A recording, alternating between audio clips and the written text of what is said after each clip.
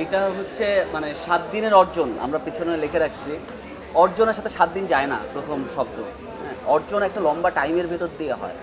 এটা মানুষের দীর্ঘকালীন একটা যাত্রা। সো আমরা যদিও এটা অর্জনের সাথে 7 দিন এটা ব্যবসা, মানে এই শব্দটা ব্যবসায়ীগত কথা বলা হয়েছে। আমি একেবারে ব্যবসায়িক ব্যাপারটা একেবারে সিনেমায় কিংবা আমি যে কাজগুলো করি সেগুলো একেবারে বুঝি না বিধায় আমি ব্যবসার থেকে দূরে থেকে ছবিটা বানাতে চাইছি, সেটা হাওয়া হোক কিংবা রোদ হোক। সো হয় কি যে যে প্রসঙ্গ থেকে কথাটা হলো যে হাওয়াতে মানুষের যেই উন্মাদনা কিংবা মানুষ যেভাবে হাওয়া দেখতে চেয়ে মানে দেখতে পেরেছিল, রোদে এসে সে আর এক হাওয়ার মতো কিংবা হাওয়ার থেকেও আর একটা কিছু দেখতে চায়, এরকম হওয়াটাই স্বাভাবিক। দর্শক এরকমই দেখে। লাইক শাকিব খানকে দর্শক একটা জায়গা থেকে কিন্তু পোট্রে করছে, কিংবা শাহরুখ খানকে কিংবা আমির খানকে, এটাই স্বাভাবিক। কারণ হচ্ছে জীবন দাসের কাছ থেকে কিন্তু জীবন দাসের পোয়েট্রি ওইটাই মানুষ শুনতে চাইছে। রবীন্দ্রনাথের কাছ থেকে তাও, লালনের কাছেও তাই।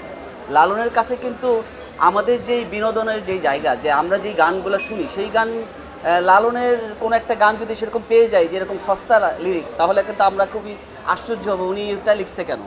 কারণ ওইটা উনি তার দীর্ঘ জীবনের ভিতর দিয়ে সেটা হয়। সিনেমা যেটা হয়, আমাদের জীবনে একটা অভ্যস্ততা থাকে, মানে সকালে উঠে আমরা দাঁত ব্রাশ করি, নাগরিক জীবনে একটা আছে।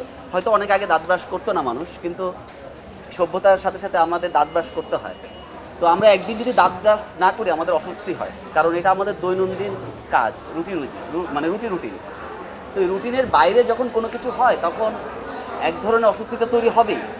তো সিনেমার গল্প বলা কিন্তু যখনই আপনি রুটিনের বাইরে, মানে কোনো একটা 3 অ্যাক্ট আর 5 অ্যাক্টের বাইরে যে কেউ একজন গল্প বলবে, তখন সবাই দুই ভাগে বিভক্ত হবে। হাওয়ার ক্ষেত্রে যেটা হয়েছিল যে হাওয়া সিনেমার গান এবং নানা কিছুর কারণে দর্শকের মনে একটা উন্মাদনা হওয়ার কারণে আমি কিছু ছাড় পেয়েছিলাম। মানে গল্পের যেই ওপেন এন্ডিং, ওইটা দর্শক আমাকে ছাড় দিয়েছিল, কিন্তু ছাড় দেয়নি।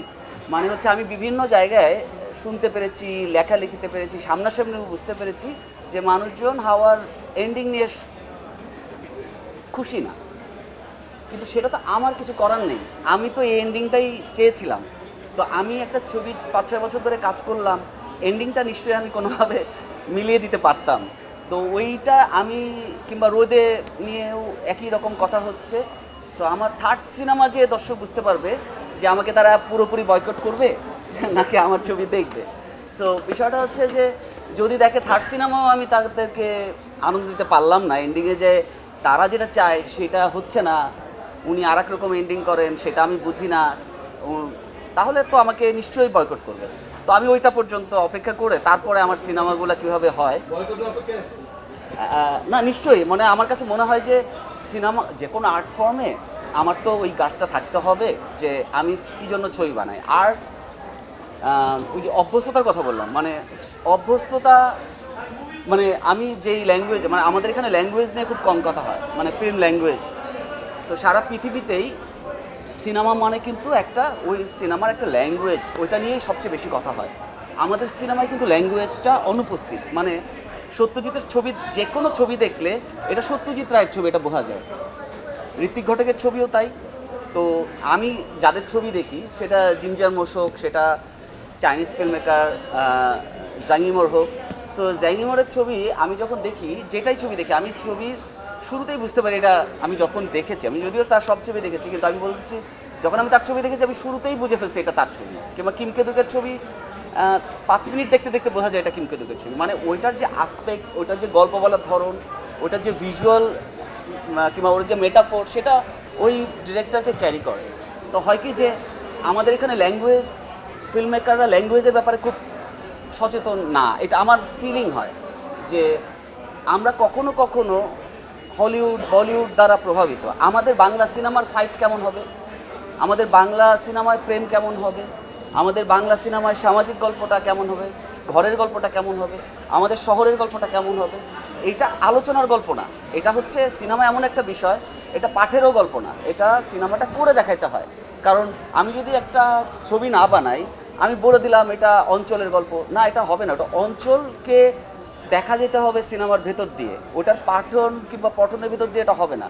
অন্যান্য বিষয় আমরা কথা বলতে পারি, সিনেমা এমন একটা মিডিয়াম যেটা পর্দায় তুলে ধরতে হয়, পর্দার ভেতর দিয়েই সেটা দেখতে পাওয়া যায়। সো আমার কাছে মনে হয় আমাদের সবচেয়ে যেটা আলোচনার বিষয়, এতক্ষণ আলোচনা হচ্ছিল আমাদের টাকা নাই, আমাদের এটা নাই সেটা নাই, হ্যাঁ এটা এটা সত্যি কথা।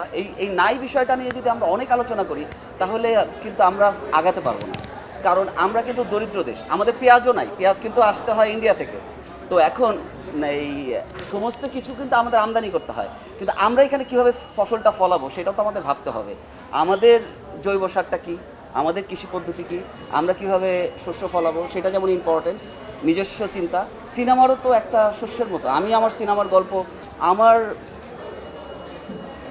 কালার গ্রেডিং আর্টিস্ট যে, কিংবা আমার এডিটর, কিংবা আমার মিউজিশিয়ান, সেটাকে আমরা এখানে তৈরি করতে পারি। আমার কাছে মনে হয় আমাদের চারপাশে অসংখ্য ট্যালেন্ট আছে, আমরা না দেখে হয়তো এটা করি না। আবার আমাদের অনেক কিছু নাই, সেটার জন্য আমাদের যেতে সমস্যা নাই, আমরা ইন্ডিয়ায় গেলাম, ইউরোপে গেলাম, কালার গ্রেডিং করলাম, সাউন্ড করলাম, কোনো প্রবলেম নাই। বাট আমাদের যেখানে নাই সেটা নিয়েও আমাদের কাজ করা যেতে পারে, যদি আমরা আমাদের সিনেমার ভাষা কি এটা বুঝতে পারি। মানে লাইক কালচারালি একটা ব্যাপার আছে যে আমার ছবির অ্যাকশন দৃশ্য কিংবা আমার ছবির পটভূমি তৈরি হবে প্রেম ভালোবাসা, আমি যেই গল্প বলি সেটা আমার দেশের ছবি হচ্ছে কিনা সেটা আমার কাছে সবচেয়ে গুরুত্বপূর্ণ হয় না। এখন রোদ রোদ হাওয়ার জায়গা থেকে রোদের আমার চ্যালেঞ্জ ছিল আমি একটা ভিন্ন গল্প, এবং আমি নিজেকে একটু সামনে বাড়াতে দেখতে চেয়েছিলাম। মানে আমি যখন হাওয়া করেছিলাম তখন আমার মনে হয়েছিল যে এই সিনেমা কি দর্শক দেখবে, কিন্তু ব্যাপারটা ঘটেছিল সিনেমাটা দর্শক দেখেছিল। রোহিত যখন করেছিলাম তখন আমার একটু সাহসটা আমার একটু বেশি বলা যেতে পারে, যে আমার কাছে মনে হয়েছে যে যেহেতু হাওয়া দেখেছে তাহলে আমি দর্শককে আর একটু চ্যালেঞ্জ দিই, দর্শকের মনোজগতে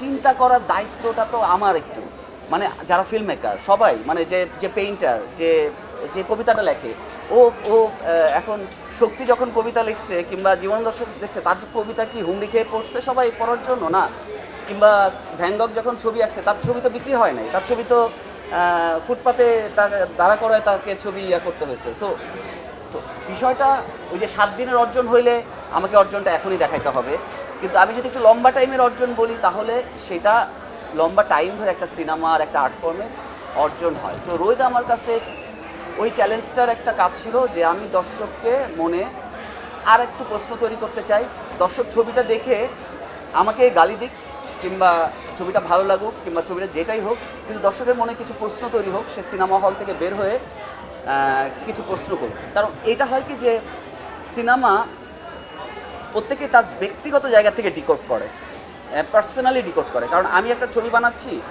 ওইটা আর্টিকুলেট করতে আমি নিজেই তো পারি না, কারণ হচ্ছে আমি তো একটা মায়ায় পড়ে ছবিটা বানাই, তো ছবির তো অনেকগুলো পার্সপেক্টিভ থাকে। সো দর্শক যখন এটা ডিকোড করতে চায় সেটা আসলে তার যেই দেখা, তার যে পছন্দ, তার যে রুচি, প্রত্যেকটা মানুষ ইন্ডিভিজুয়ালি সেই আর্ট ফর্মকে ডিকোড করে সে, এবং ওইটাকে আর্টিকুলেট করে, এবং সেই আর্টিকুলেশনটা সে শেয়ার করে যে এই ছবিটা দেখে সেইটা বুঝছে।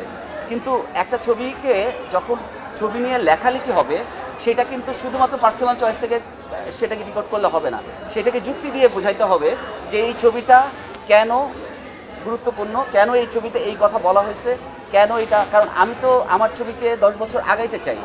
আমি যখন 70-80 দশকে যেসব সিনেমা দেখে উজ্জ্বল কিছু কথা বলতেছিল ফিল্ম নিয়ে, কিছু নাম মেনশন করতেছিল, সো আমি যখন বলি যে এই সিনেমাগুলো গুরুত্বপূর্ণ, ওই সিনেমাগুলো সেই সময়ের জন্য একটু ফিউচারিস্টিক ছিল, আগানো ছিল গল্প বলা থেকে, ভঙ্গি থেকে। সো আমার কাছে মনে হয় যে আমাদের ফিল্ম মেকারদের উচিত গল্প বলার জায়গা থেকে, সবচেয়ে বড় ব্যাপার গল্প তো চিন্তা, সো ওই চিন্তার জায়গা থেকে দর্শকের সাথে ফিল্ম মেকারের ওই চ্যালেঞ্জটা থাকা জরুরি। সেইটা আমার কাছে মনে হয় সবসময় সিনেমাটাকে সামনের দিকে নিয়ে যাবে। আর বাকি সব চ্যালেঞ্জ প্রত্যেকটা অঞ্চলেই থাকে। এটা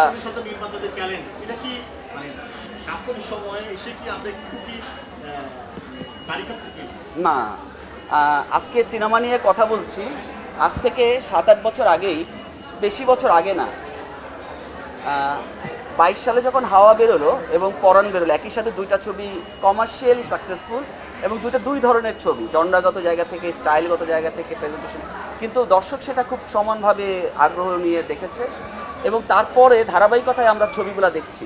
জয় ভাই বলতেছিল যে করোনার পরে ঈদের বাইরের ছবি হয় না। হাওয়া কিন্তু ঈদের বাইরের ছবি, মানে ঈদের রিলিজ ছবি না।